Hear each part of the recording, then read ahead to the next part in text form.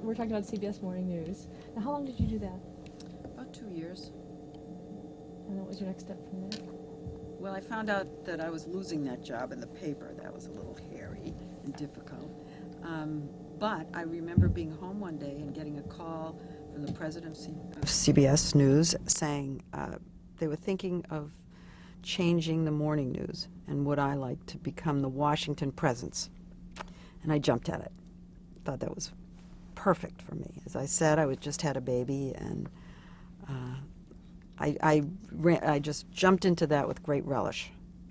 I got a chance to do it. No, you're talking about the. I'm talking about the wrong thing. Now I'm back to the morning news. Okay, I found out I was going to be dropped from the morning news in the paper. The president of CBS News called me when I was thinking, "What next? What will I do? Where's my career headed?" And he said, "We were thinking about moving you to the White House." And I was stunned, because that was the top post in Washington.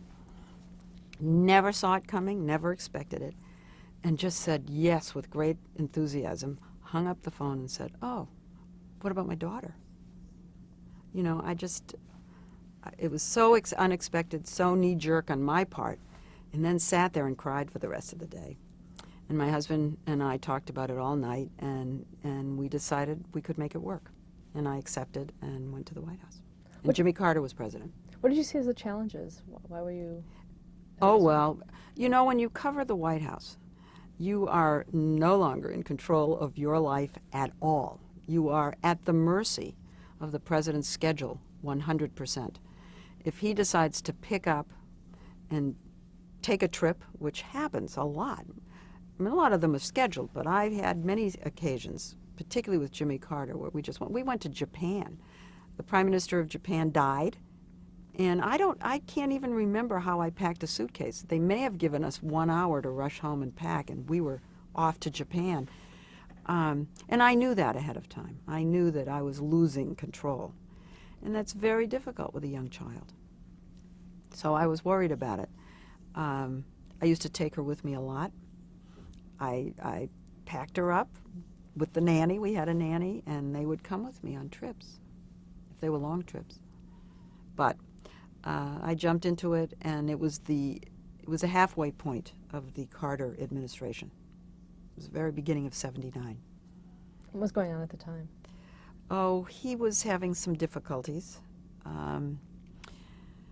We didn't have the hostage crisis yet, but we were having an oil problem, and there were gas lines, and we had inflation. He was, as Ted Kennedy had said, lurching from crisis to crisis. The lights were on at the White House every night, deep into the night. He was also beginning to get involved in the Middle East, right when I started. When he eventually went on his Middle East diplomacy and shuttled back and forth, that was just starting when I got there. Begin was coming here, Sadat was coming here, he was going there. So that was a big story when I first started. And how did the Carter administration treat the press? Well, no presidents like the press. And even if they start out liking them, they all seem to end up, with the exception of Reagan, actually, with kind of a very unhealthy sense that they don't deserve to have the adversarial relationship, which is normal and part of why our system works, in my opinion.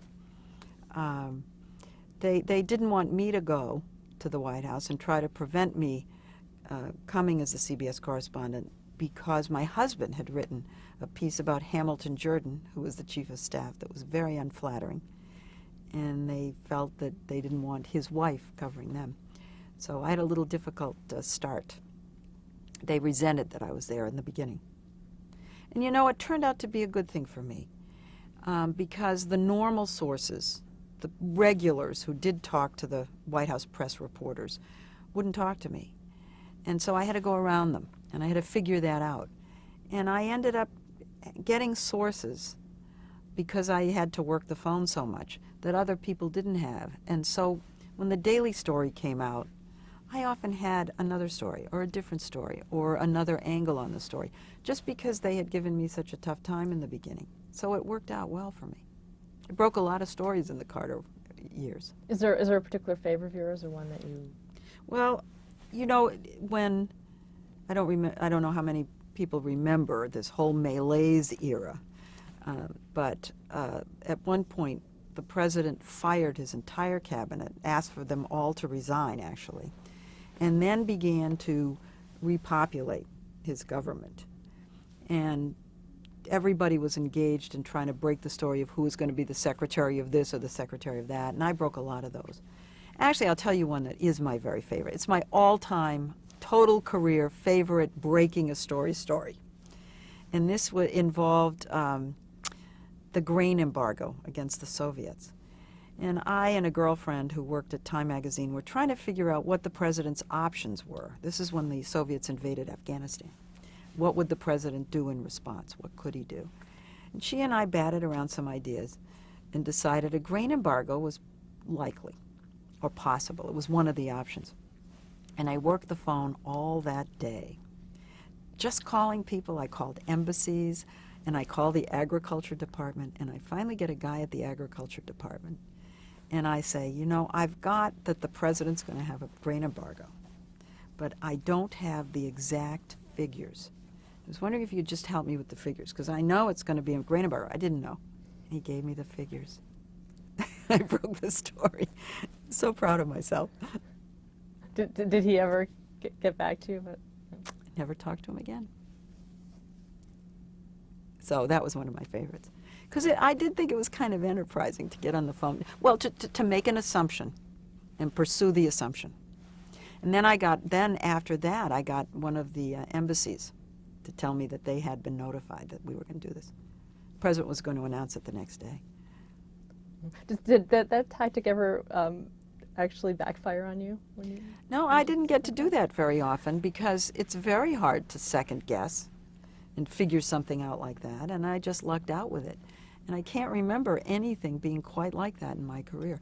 I had other unexpected things happen. For example, the budget process. We would cover the budget every single year, and I covered the White House for 10 years, so 10 budget processes. And I called, this was when Reagan was president, I'm jumping ahead, and I called a congressman I didn't know. He was a Republican, and I didn't know him. And I asked him if he'd seen any of the budget proposals, and he had. And he said, come on down, I'll show them to you. And I went to his office. I'd never met him, and he took me to a Xerox machine, he personally, and Xeroxed the budget proposal for me. And I was standing there, he Xeroxed it, and he gave it to me. And I walked out. You know, little things like that were happening. Interesting. How did, going to the Reagan administration, how did the Reagan administration compare to the Carter administration regarding the press? Regarding the press? Well, you wouldn't have expected this. But they were, it seemed to me, far less emotional and personal in their dealings with us, much more professional. We have a relationship. They're the way we get the news out. They did try to shut us down and become much more controlling about photo ops and access. But it turned out that that White House leaked as much as the Carter White House had because of rivalries, internal rivalries, between the very conservatives or the less conservatives. And they always maintained that professionalism with us. I can't remember anybody ever in all the years of the Reagan White House, anybody picking up the phone and screaming at me, which happened regularly in the Carter White House. So that doesn't mean they weren't upset and distraught at some of our reporting, but they maintain that level that you want of the open door. Let's keep going. We didn't like that, but there's tomorrow, and let's move forward. And that was not true in the Carter years. They held grudges. They shut you off. They scolded, yelled, whatever. And you mentioned that you did this for 10 years. The White House. Yes. And then your next step from there? After the White House. Well, I covered Carter. I covered Reagan. And then I started covering, and I left at the end of the Reagan administration. It was enough. You do kind of get that burned out feeling. But when George Bush, 41, was elected, I went back. and covered the first 2 years of his administration. And it really was getting tiresome, I have to say. I told you the budget every year, but in those years we also had arms control every year, arms control negotiations. And the same old was beginning to weigh on me when, out of the blue, Mike Wallace called me. And he said, "This is hush-hush. You can't tell anyone I'm doing this, but if we asked you to come to 60 Minutes, would you accept?" And I thought, wow, you know, I'd always wanted to be at 60 Minutes. I remember saying to him, "You know, I'm blonde, but I'm not dumb. Of course I'd come to 60 Minutes." I just never thought they would hire me because I had been pretty much an obvious candidate, and they'd never come to me. So I just figured that was out of the picture, never going to happen. Don't even consider it in your mind. And I so moved away from that by then. So this was a shocker to me. And he said, "Don't tell anyone. Don't say anything to anybody. Just wait." He said, "I'm going to make this happen." I was so excited. And I waited, and nothing happened. And so I called him. I think months went by. And he said, "I told you to wait. Can't you be patient?" And he said, "You didn't say anything to anybody." And I said, "No." I said, "You know, I don't think Mr. Hewitt wants me. I think this isn't going to happen." He said, "Just be patient. It's going to happen." And a couple of days after that, Hewitt called me. And this was a dream. This was a dream I'd suppressed. And it came at just the right time for me. I felt some God from big hand from heaven had come up, just gloriously plucked me away and dropped me into paradise. What were among your first assignments? Here, my very first assignment was an audition. Now that kind of got my hackles up because I'd been around by then a long time. Not only had I covered the White House for 10 years, but I was the moderator of Face the Nation and had been for 8 years. So I figured, why do I have to have an audition? I didn't like that very much. But the president of CBS News, Eric Ober, called me on the phone. And he said, "You know, be smart. Keep your mouth shut. Don't complain. Just go do the story that he wants you to do. And you'll get the job. Just go do it." And the story was the Romanian adoption system. And we went over to cover it. And there were so many Americans in Romania that I wore a black wig so they wouldn't recognize me. Because the plan was that I would try to adopt a baby and go through the process. And my cameraman would play the part of my husband and wear a hidden camera. And we did the story. And I remember thinking, even if they don't hire me, this was such an extraordinary experience for me all the way around. The story, the 60 Minutes process, the camera team that I worked with was extraordinary. Everything about it was just a wonderful, singular experience. And I said that to myself, even if they don't hire me, this was worth it. How could I have argued with the audition idea? And even before I finished the story, Hewitt hired me. So it was wonderful. Did that story air? Oh, yes, it was my first story. Yeah. Was that unusual, too, to kind of go undercover like that? Probably, but you know, I was pretty recognizable. And I did Face the Nation, and everybody was concerned I would be recognized. And I have to say, in a black wig, even I wouldn't know me. I mean, I looked completely, totally different. So. And talk about the process of putting together a story. Here, at 60 Minutes. 60 Minutes. Well, it is a producer-driven shop where the producers, for the most part, not 100%, but mostly, come up with the story ideas, which get presented to the correspondent. Each correspondent has its own team of producers. So they come to us with their proposals for stories. Now, we can say, I'd like to do a story on X. It can go that way, but most of the stories come, and that's part of their job, to come to us with ideas. And we check off the ones we like and say, no, I don't want to do that one. The glory of this is nobody does a story they don't want to do. The producer is proposing ideas. he or she is interested in, and I'm saying yes to the ones I want to do. Everybody's invested. This is not true at some of the other magazine shows where they are assigned stories and there's a lot of grumbling. There's no grumbling here. Where everybody works on a story they care about. That's what I said, it's paradise. That's huge. Once the correspondent approves the story, the producer goes out and does a lot of research.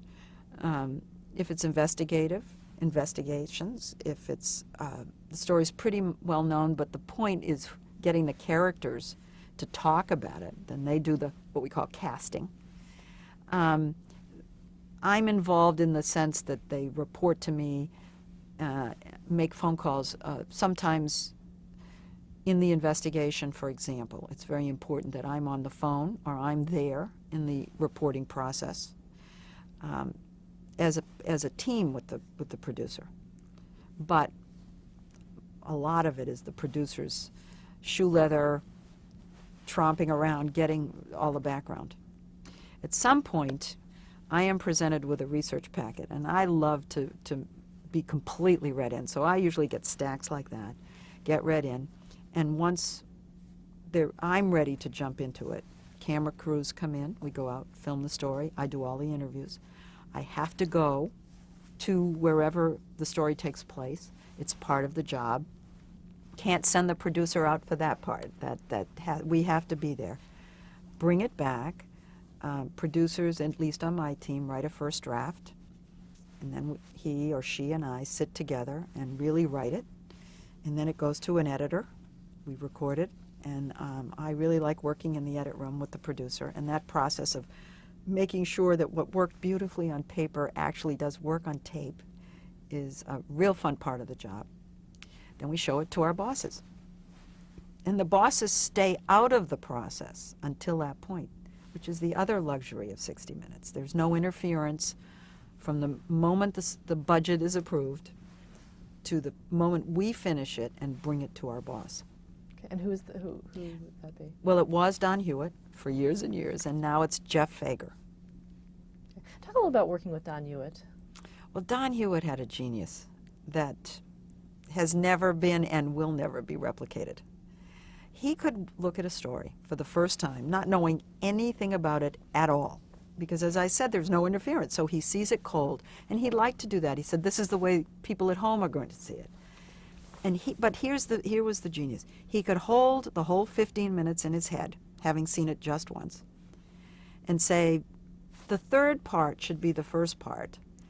And when so-and-so says, and then he would repeat what the person said, it doesn't make any sense. You have to help us. You have to write something ahead of time. And then he was an excellent writer.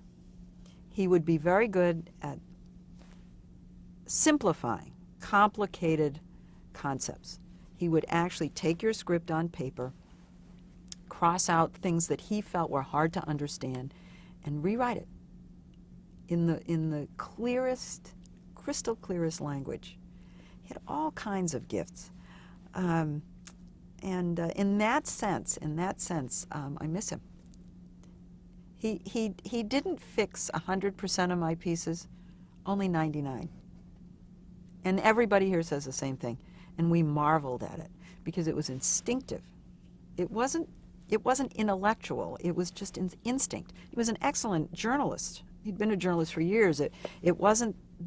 But that wasn't the genius as much as just the instinct on how to make it clear and to tell the story well, to develop a thread line in a piece, like a little play, a beginning, a middle, and an end. Now, would he know the story idea before you went out? Yes. Our stories have to be compressed into a paragraph or two. We call them the blue sheet. They're neither blue nor a sheet, but that's... And so a very short synopsis is presented for our boss, Hewitt, and now Jeff Fager, to approve or disapprove. They almost always approve. And then a budget has to be presented by the producer. How much is it going to cost to produce this? And that also has to be approved. So they know the barest of bones of the stories. Yeah. Talk a little bit about Jeff Fager and what he brings it to. Oh, he's very intelligent. Extreme in some ways. In some ways, he's smarter than Hewitt. He will know the subtleties of the story in a deeper way, and also see it for the first time, but kind of understand the threads and the background better than Hewitt did. And I respect his senses of the story. He's very good at telling you what's missing, at asking you the question, well, when you said that, what did they say about this? And you say, oh, do you want that in the story? He said, you have to have that in the story. You don't understand it without that. So editorially, he's extremely strong. He's charming, and that's important. If you're going to run an outfit with the egos that we have here, he's able to be the charioteer and hold all the reins, which is a difficult job. And I think things have settled down. I think things were in turmoil, not only because of the transition with Jeff, but that whole Dan Rather issue. And I think he managed this outfit very well through what could have been an even more difficult transition. How closely do you work with the other correspondents? We don't work closely. We're all here. We see each other. We bump into each other in the corridors. We don't know what each other is working on. We have no input in each other's stories. We compete for stories. We rub up against each other in that sense. But we also, interestingly, consider ourselves a family. That doesn't mean we all get along all the time with each other, because families don't. But we're a family. We're in the enterprise together, the project. And we do come together socially. But I would never, for instance, have any say whatsoever in anybody else's stories. I might say, I know something about your story, here's what I know, or here's a source for you, but other than that, we are little entrepreneurial, separate entrepreneurial shops working only on our own stuff. And, for time, I'm going to move along to Face the Nation. And, oh, okay. Ask you a little bit about that and what you did there, because it was quite a long time. Yeah, I loved Face the Nation, and people often ask me, do I miss Washington? I was there for 20 years. And the one thing I do miss is Face the Nation. It's live television, so it's completely different from what we do at 60 Minutes. Everything here is on tape. And I miss the rush of that. I miss being part of the big story of the week, every week. I loved doing it. We got off to a rocky start. Our mandate when I first started in, I think it was '82, was to change things. And, you know, everybody finds out it's very hard to reinvent the wheel. And we had a new set. We did everything that television shows do when they start out. And we had a new set. We had 2 sets. It was very complicated. I would walk from one to the other. We tried to do some kinds of stories that you don't normally see on the Sunday morning shows. And after a while just settled back into, let's just cover the big story of the week. Let's be the cover of Time and Newsweek every week and try to get the biggest newsmaker. I had an advantage because I covered the White House. So I was there and could really lean on the people who were in charge of putting out administration officials. Brinkley was the top rated at that point, and the inclination was to put the first person on that show. But having me at the White House eyeballing the people meant that we did okay. You did some fantastic interviews, too. Are any that stand out for you? Well, yeah, several stand out for me. George Shultz, during the Iran-Contra scandal, came on Face the Nation and admitted that he had lost control of the policy, even though the White House was saying he was in control, and he said he wasn't. It was an explosive interview and a huge turning point in that crisis, huge. So that was major. I did many that I both smile at and I think change the news a little bit. I loved my interview with Margaret Thatcher, where she beat up on me, and it's also during Iran-Contra, and she just kind of she became the nanny and kind of put me in my place, because I was asking her very tough questions about Reagan giving weaponry to the Iranians. And she said at one point, "Why do I seem to love your country more than you do?" Because I was asking her tough questions about it. So there was my blood on the floor, but I loved the interview with her. What do you think is your interview style? Oh, I try to be tough. I want to be tough. I think that's what they paid me to do. I wanted to make news, and I think I'm tenacious. In fact, to a flaw. I love to watch Tim Russert, and he lets go earlier than I would. And when I watch good interviews, I'm almost there and know that I would have asked one more, maybe two more, and I probably would have overdone it. Do you meet with the people before you interview them? No. A little bit before, right before. They come in and they have makeup, and I would go down and say, "Hi, how are you? I'm looking forward to this. Let's have some energy out there," that kind of thing. But no, you wouldn't have a meeting and sit down and review or plot out or anything like that, no. Do people ask you for ground rules what you can and can't ask, or do you give them They that? do here. And of course, we're not allowed to do that at 60 Minutes. I can't remember that it ever did happen during Face the Nation. They may have, but we would have said we can't we're not allowed to do that. Do you consider yourself a pioneer in the business? No, no. I'm not a pioneer. There were women before me. There were women who Cassie Mackin was covering the White House when I first got to Washington. But I was among the first group and faced a lot of the problems that the pioneers faced. But I came in a group. I didn't come by myself. I was hired with the first wave of affirmative action hires. And there weren't that many of us, but we were a group. What do you feel about women today in the news? Well, I really think we've arrived. That's the way I feel, and that's the way I see it when I watch. And now that we have a woman anchor, I feel it all the more. There are places where women still have not gone, and that is to the presidencies of the news divisions. But that's just a couple of months away. I really do think women in network broadcast journalism are there, particularly in prime time. You know, it was, for a while, it was dominated by women. When you had Barbara, and you had Diane and Jane Pauley, and I was at 60 Minutes, and so was Christiane Amanpour. So I think it's a profession that women do extremely well at. And, you know, this is not saying much. We should have been doing this well years ago. We came into the business starting in '72. I mean, 20 years later, you would have expected it. It's a stunner to me in politics that we haven't had a crop of women running for president by now. I don't get it. What advice would you give to an aspiring journalist?